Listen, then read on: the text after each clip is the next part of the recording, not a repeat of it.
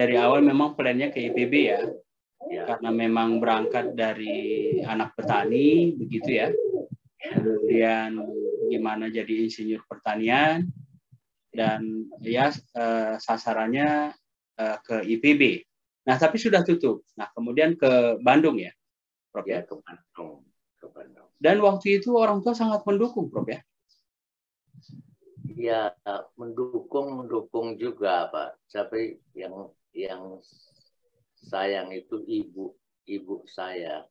Ya. Saya bisa tamat SMA, saya mau kerja saja di kebun. Itu kata ibunya. Iya, tapi ibu itu malah nangis dia. Oh, nggak boleh, nggak sekolah, terus sekolah gitu. Oke. Jadi Prof sendiri waktu itu udah Bu, aku tamat SMA di kebun aja di sawah begitu ya. Ya.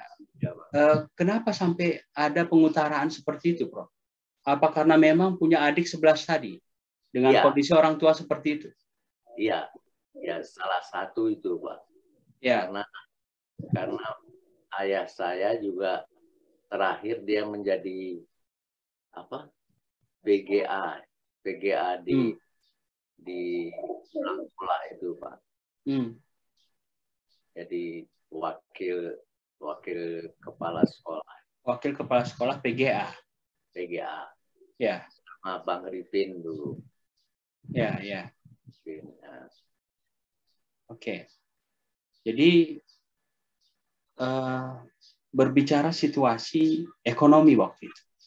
Ya. Itu seperti apa keadaan ekonomi waktu itu, Prof? Ya, saya melihat bahwa nenek itu berat sekali.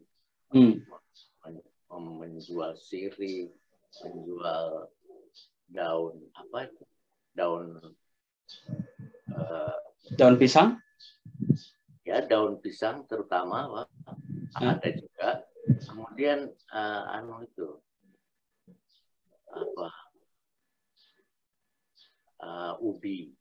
daun ubi, Pak. Daun ubi itu dia bilang, wah ini perlu kita jual katanya karena orang Cina banyak sekali yang mencari daun itu, Pak, untuk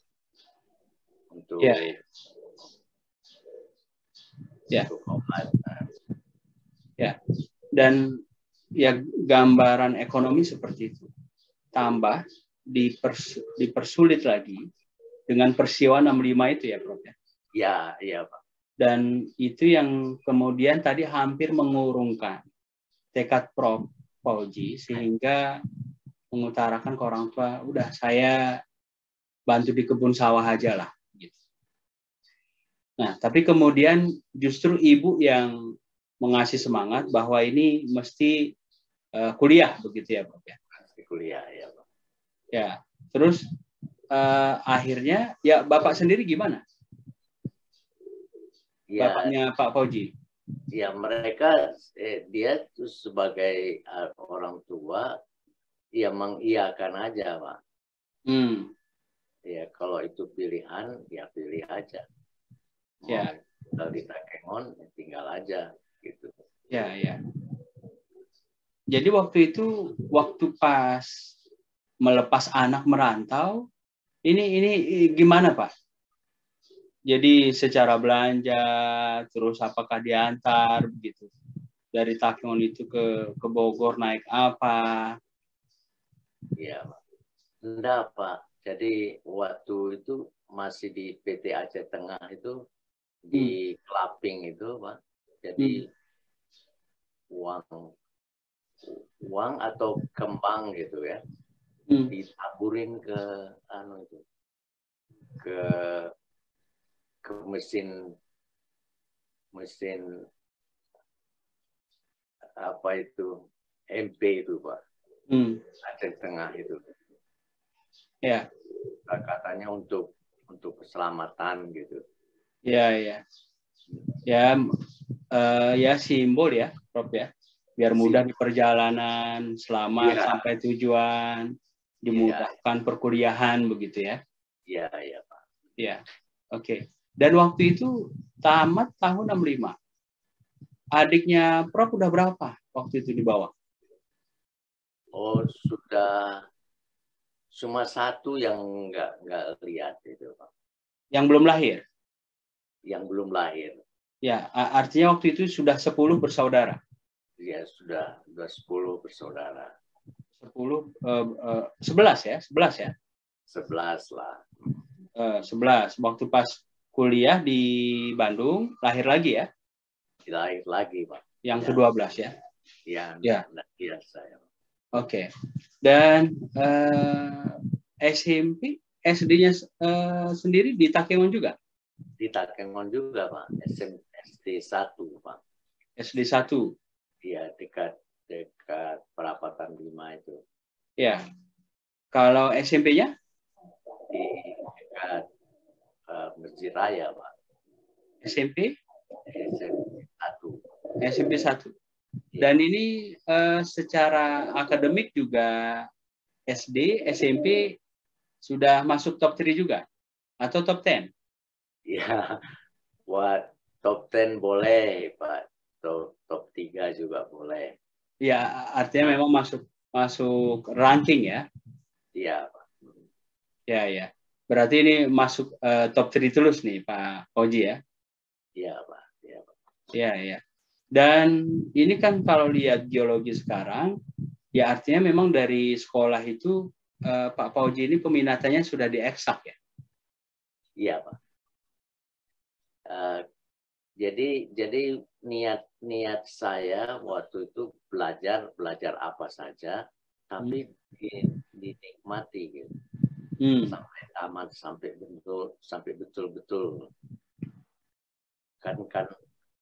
Kan kalau orang lain kan kadang-kadang suka pindah gitu. Nggak suka di sini pindah. Ya, kalau saya enggak, Pak. Ya itu tadi ya, mengutamakan prosesnya, kemudian karena minatnya di situ, passionnya, sehingga memang menikmati proses itu ya, Prof ya.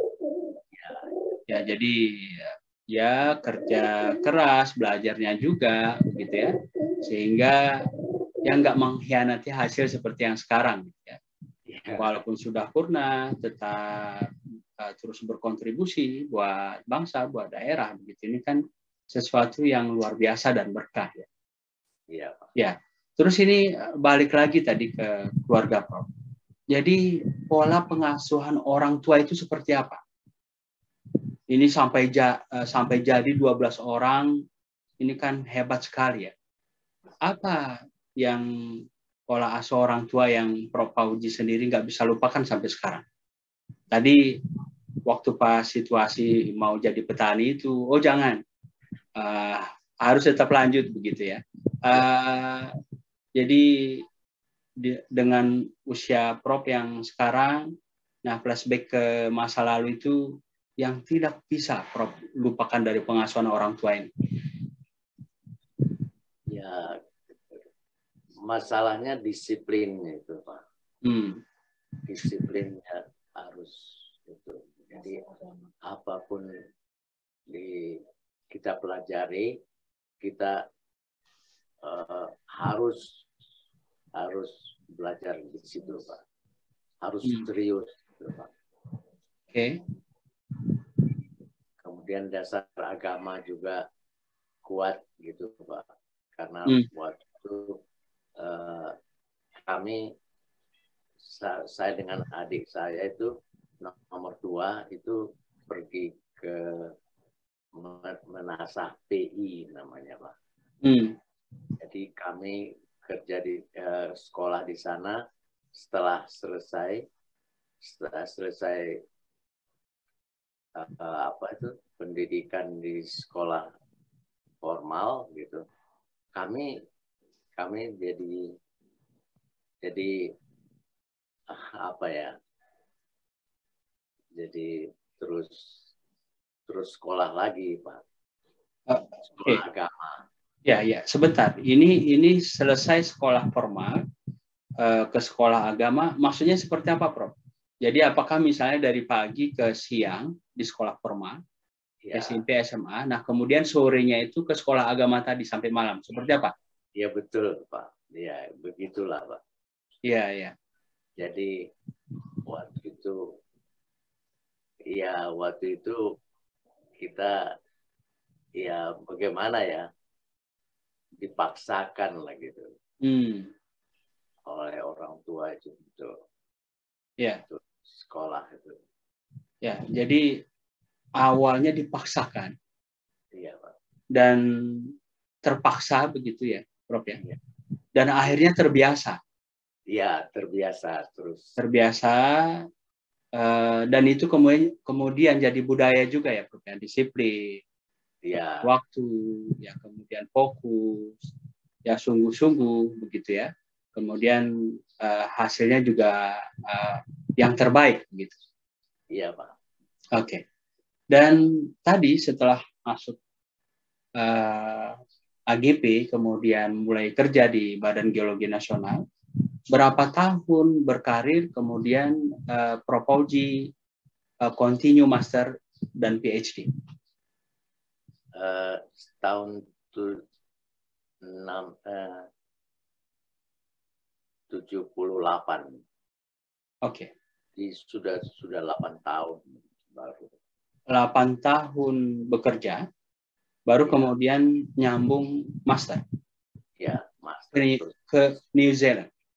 Ya, ke New Zealand. Jurusannya sama? Sama. Ya. Dan waktu itu sudah menikah, Profnya? Sudah, Pak. Sudah. Sudah punya berapa anak waktu itu, Prof? 5, Pak. 5? 5. Jadi sudah total semua anak-anak? 7, Pak. 7. Jadi saat ke New Zealand itu sudah punya 5 anak, artinya ini keluarga ikut semua. Iya, Pak. Ya, dan kelima anak tadi ikut juga ya? 2 yang ikut, Pak. 2 yang ikut. 2, ya. 2 yang ikut, 3 lahir di sana? 3-nya bukan diasuh sama ibu saya, Pak, di Takengon. Oke. Berarti 2 ikut, 3 di Indonesia ya? Iya, Pak. Iya. Dan itu seperti apa? Proses seleksinya itu untuk master itu seperti apa, Prof? Iya, waktu itulah agak sulit, Pak ya. Agak ketat lah. Iya. Nah, jadi waktu itu tesis saya yang di master itu di New Zealand, Pak, bukan di Indonesia, Pak. Iya. Nah, jadi waktu diuji terus gitu, Pak. Ya. Tapi diuji ternyata tidak ujian gitu, Pak. Jadi sama saya itu membimbing anak-anak tingkat 1, tingkat 2 itu, Pak. Iya. Jadi katanya, wah nggak usah di testing lagi lah, sudah mampu gitu. Nah. Ya. Oke. Jadi ini juga luar biasa ya, Prof ya. Jadi karena memang sudah lihat kemampuan, di sana juga menguji mahasiswa yang di bawah, sehingga udah lulus saja lah gitu ya. Ya. Dan sebelum ke sana kuliah, proses seleksi di Bandung sendiri seperti apa waktu itu? Sehingga Pak Fauzi lolos dan melanjutkan studinya ke Auckland untuk master. Pembimbing itu sebenarnya datang ke Bandung, Pak. Hasil pekerjaan saya, wah ini bagus ini katanya. Dibawa aja ke Auckland untuk dijadikan tesis gitu. Oke. Sama dengan PhD. PhD juga itu hasil dari Indonesia bagian timur, Pak. Setelah melihat hasil daripada pengumpulan data di Indonesia bagian timur itu, wah, langsung aja katanya. Ya, oke. Jadi ini si profesornya ini ke Bandung dalam rangka apa waktu itu dengan Badan Geologi? Kerjasama Badan Geologi dengan kampus di Auckland? Iya, Pak. Sedikit-dikitnya bisa lah dikatakan begitu. Tapi dia karena yang bersangkutan itu profesornya itu paleontologi juga, Pak. Oke. Jadi dia mencari mahasiswa yang qualified gitu. Ya, ya. Dan pas proses pencarian itu ke Indonesia dan ketemu sama Prof, dan Prof Oji kan tadi di fungsional ya. Iya, Pak. Pemetaan, riset, kemudian menulis, publish, nationally, internationally, begitu ya. Iya. Dan dari situ kontaknya, kemudian ada juga dia ke Bandung, terus ketemu. Iya, ketemu langsung ke dutanya, Pak, di New Zealand itu. Dutanya New Zealand itu 41. Wah, ini di kita ini profesor itu apa namanya, berharga sekali, Pak. Jadi dia langsung bilang, oh ini mahasiswa saya. Dia harus ke New Zealand, harus sekolah. Jadi kapan katanya mau sekolah, kata dutanya itu. Ya. Bulan depan gitu. Ya. Langsung dikenalkan seperti itu ya. Ini kan penghargaan luar biasa ya, Prof ya. Ya. Baru ketemu, kenal begitu ya. Ini my students begitu ya. Jadi continue his master to New Zealand gitu ya. Iya, Pak. Ya. Dan waktu itu dukungan dari kantor sendiri gimana? Ya diizinkan pastinya ya. Iya, diizinkan, Pak. Pertama itu mau ke Jepang gitu. Oh, sempat mau ke Jepang? Ya, tapi non degree, Pak. Wah, saya nggak bisa lah. Maunya ke degree aja lah. Gitu. Ya. Repot kalau non degree ya, Prof ya. Ya, capeknya aja kita, Pak. Iya. Terus yang ke Jepang itu juga full cover? Iya, Pak. Dibilangnya begitu, Pak. Oke. Dan bisa bawa keluarga? Yang ke Jepang juga? Ya, itu belum sampai ke sana. Oke, belum sampai ke sana karena memang dari awal tahunya udah non degree ya, kurang berminat gitu ya, Prof ya. Ya, terakhir ke New Zealand dan keluarga juga ikut. Nah, terus setelah di sana gimana, Prof? Nah, ini cerita ke penonton kita nih, menjalani perkuliahan di sana dengan membawa keluarga ya. Dan saya pernah mempodcasti Pak Surya Dharma, Ketua Taman Iskandar Muda. Nah, dia bilang bahwa Pak Yus, pas saya di New Zealand, anak saya Pak Fauji itu yang ngajar ngaji. Ya, ini gimana nih, Prof, ceritanya? Ya, pertama-tama saya itu nggak boleh enrollment dulu, Pak.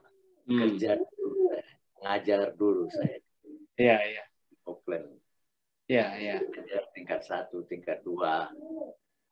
Nah, yang lainnya tuh kalau tingkat 3 sudah menjurus ya. Ada yang ke mineralogi, ada yang ke fisika gitu, Pak. Iya. Jadi gimana ya? Waktu itu enggak, makanya 7 tahun saya selesai itunya PhD-nya.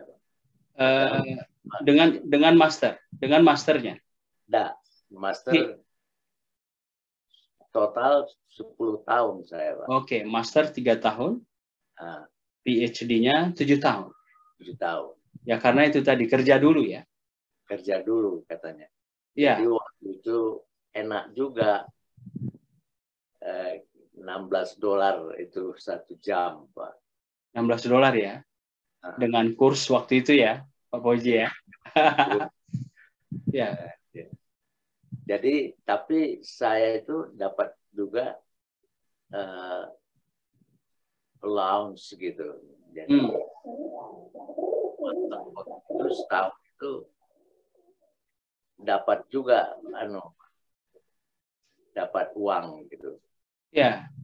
Ini sebentar. Ini kan dari kerja dapat, dari allowance dapat. Apa nggak cukup sampai ngajar ngaji lagi? Ya, Wah, gimana, Bro?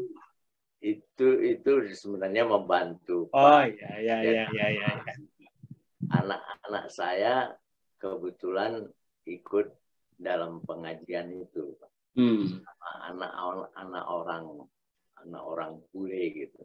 Ya. Anak bule tapi disatukan gitu. Iya. Jadi ngaji ceritanya ya, Prof ya. Dan itu ngajarnya pas malam. Pas malam, Pak. Pas malam ya. Iya, dia jemput Pak Surya Dharma itu menjemput anak saya ke rumah gitu. Ya. Terus dia bawa ke sana, ke rumah ini. Anaknya 2 juga. Laki-laki, anak-anak anak bule lah. Ya. Nah, ibunya orang Indonesia. Jadi maunya orang Islam, menjadi Islam lah gitu. Ya. Pak Dharma itu paling suka dia. Iya. Oke, Prof. Dan 10 tahun di New Zealand, ya. Continue master dan lanjut lagi PhD. Itu gimana situasi pendidikan New Zealand waktu itu, Prof? Wah, di sana tuh bukan ketat ya, disiplin. Ya. Jadi kalau ditugasi sama supervisor, sama pembimbing, harus dikerjakan gitu, Pak. Nggak boleh terlambat gitu, Pak. Ya. Dan tadi kan untuk S3, Prof lihat hasil penelitian Prof Fauzi ya di bagian timur Indonesia. Iya. Itu yang diteliti apa, Prof? Sampai membuat profesor ini tertarik, kemudian udah lanjut aja S3 begitu dengan penelitian ini. Ya, karena waktu itu saya katakan ini stratigrafinya urutannya itu baik sekali di Indonesia bagian timur.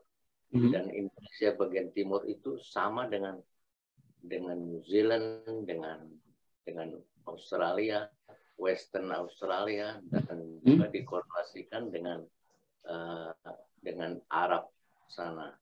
Dari Oman, dari mana dari Jepang juga, dari Singapura juga. Nah, jadi Indonesia itu sebenarnya ada mikrokontinen disebut, Pak. Mikrokontinen itu ya bagian dari semua daerah gitu. Dari New Zealand juga.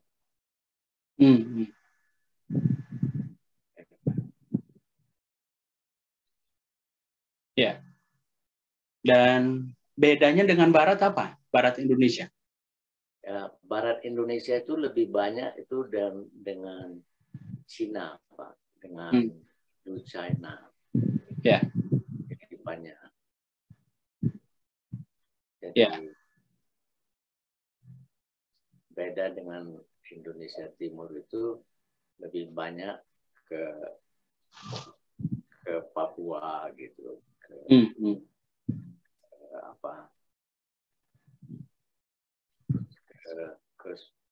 Sulawesi juga ada gitu. Ya. Dari sisi urut waktunya, Prof, menyangkut perbatuan tadi? Ya, itu dari Indonesia Timur itu berasal dari apa, lebih bersifat Paleozoik, kemudian Mesozoik.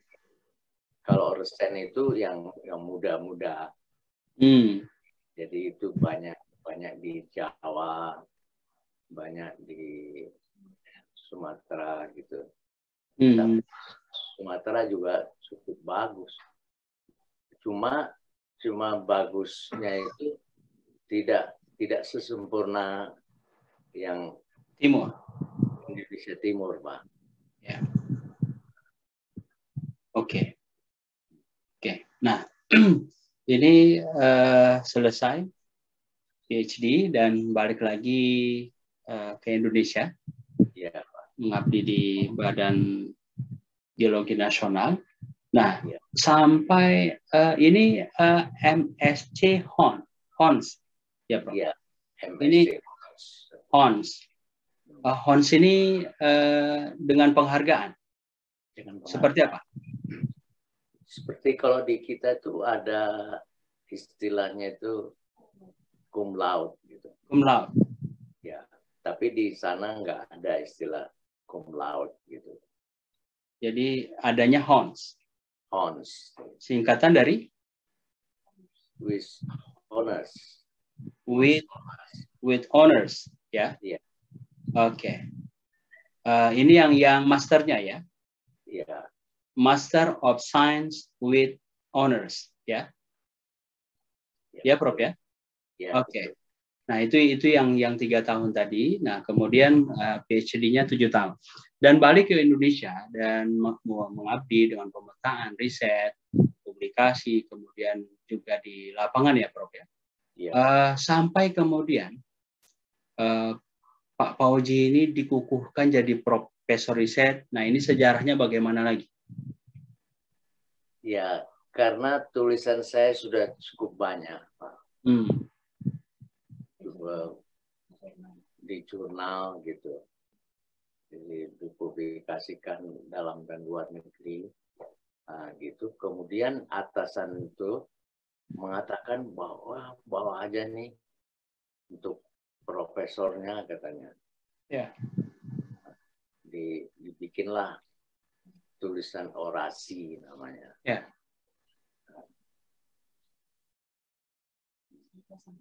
Itu tahun 2011, Pak. 2011. Ya. Tadi pensiun 2012.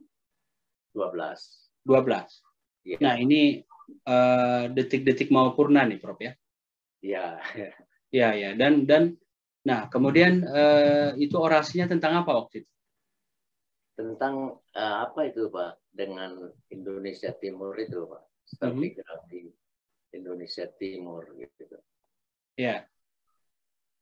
Dan dibandingkan Barat sama Timur, Prof Pauji memang lebih banyak penelitian di Timur.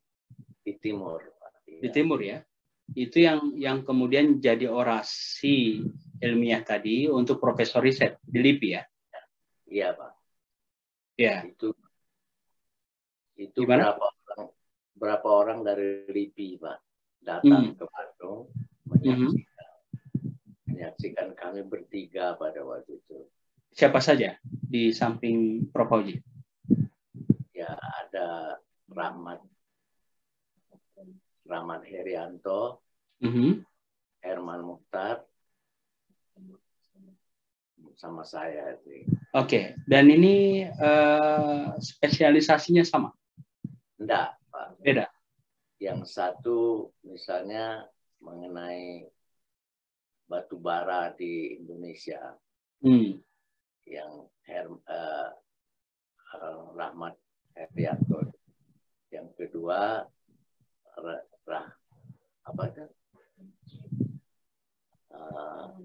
Herman Mukhtar itu mengenai pasang surut dari permukaan laut. Ya. Dan tadi sempat Prof Pauji singgung juga soal geopark. Ini seperti apa potensi geopark di Indonesia, Prof? Indonesia itu sebenarnya cukup baik, Pak. Kita itu cuma dikatakan sama orang asing, Indonesia ini cukup bagus katanya. Karena kotornya itu yang bikin tidak bagus gitu. Ya. Potensi itu. Ya, kotornya apa nih, Prof? Ya, misalnya di apa tuh di Jambi itu apa namanya sungai kotor. Sudah tercemar ya? Tercemar, Pak. Ya, sungai tercemar, kemudian lingkungannya banyak sampah ya. Ya, Oke. Terus? Ya, jadi kenapa Indonesia ini? Padahal Indonesia itu jangan diapa-apain gitu. Jangan dibuat-buat seperti Malaysia gitu kan. Sudah bagus, tapi banyaknya mereka tuh tinggal dibuat gitu. Ya, kalau Indonesia ini aslinya bagus. Ya. Di mana-manain lagi. Ya. Memang dari alamnya pemandangannya sudah natural begitu ya, Prof ya?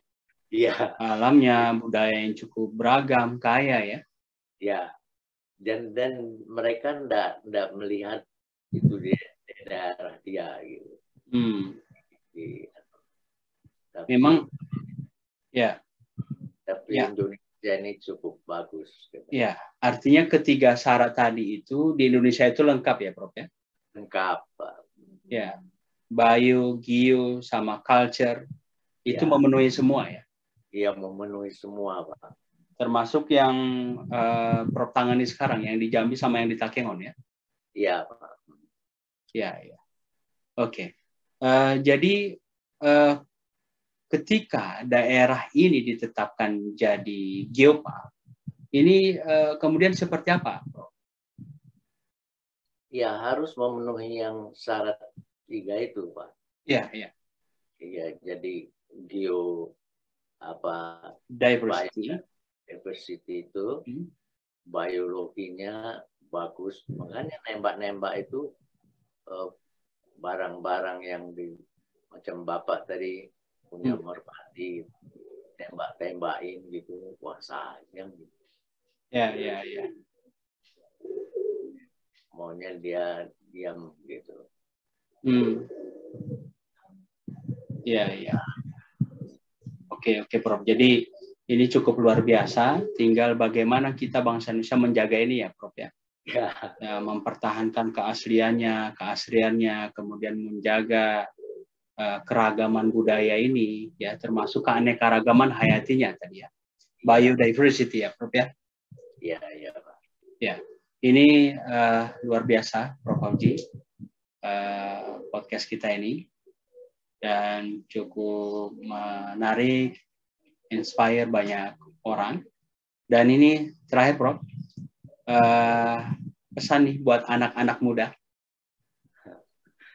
Ya. Sebagai closing. Anak muda itu janganlah menyia-nyiakan apa yang dikasihkan pendidikan oleh universitas. Gitu. Macam saya melihat universitas di Indonesia yang hanya tertentu orangnya yang betul-betul pendidikan ilmu itu. Ya, macam di Banda Aceh itu ada orang-orang yang lulus dalam geologi, tapi mereka tidak tahu apa-apa gitu. Dia hanya mencapai untuk gelarnya aja. Oke. Tapi tidak menikmati. Kalau saya sekarang boleh dikata kemana-mana juga sudah di dunia ini lah. Cuma Amerika yang belum. Tapi kalau ke Kanada sudah, ke Eropa sudah, ya. Kalau Indonesia itu sudah penuh lah. Mereka itu jangan sampai meninggalkan, pelajari apa yang diberikan universitas, serius gitu. Oke. Ya, serius supaya fokus ya Prof ya. Hasilnya juga terbaik sesuai peminatan mereka ya. Iya. Oke, baik. Terima kasih banyak nih Profesor Fauji Hasibuan, Master of Science with Honors, atas waktunya dan sudah sharing. Nah, insya Allah podcast kita ini sangat bermanfaat, menebar kebaikan dan inspirasi buat anak-anak bangsa supaya bangsa kita ke depannya lebih baik lagi, Prof. Iya. Ya, terima kasih sekali lagi, Prof. Sampai ketemu di podcast lainnya pada masa-masa mendatang. Iya. Ya, terima kasih, Prof. Assalamualaikum. Waalaikumsalam.